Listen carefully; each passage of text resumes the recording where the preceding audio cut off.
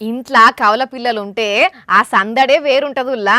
వాళ్ళని చూసి బయటి వాళ్ళే మస్తు సంబరపడతారు. వాళ్ళను ఒకేసారి స్కూల్కి పంపుతారు, ఒకటే చదివిపిస్తారు, ఒకే రకమైన డ్రెస్ వేస్తారు. ఆఖరికి మళ్ళా మగోళ్ళు కవల పిల్లలు దొరికితే వాళ్ళకే లగ్గం చేస్తారు. కొన్ని దిక్కుల్లో చూసినాం కదా.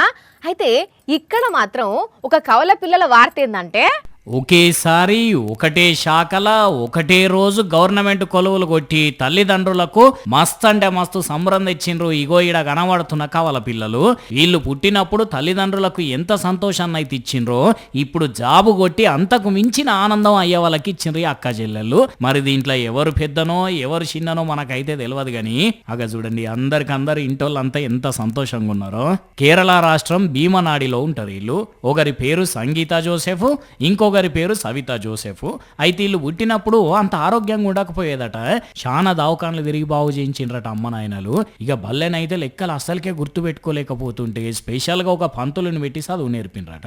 అంతగానం కష్టం ఉన్నదట ఇలా చదువు వెనకాల. వీళ్ళ అమ్మ అయితే ప్రతి నిమిషము ప్రతి క్షణము పిల్లల గురించి ఆలోచన చేసి మస్తు తిప్పల పడ్డదట.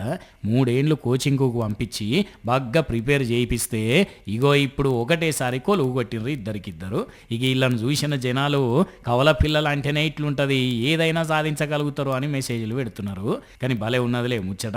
ఒకటేసారి పుట్టి ఒకటేసారి చదువుకొని ఒకటే రకంగా ఉంటూ ఒకటే రకమైన జాబ్ కొట్టడం అంటే మామూలు ముచ్చట కాదు పండి కదా.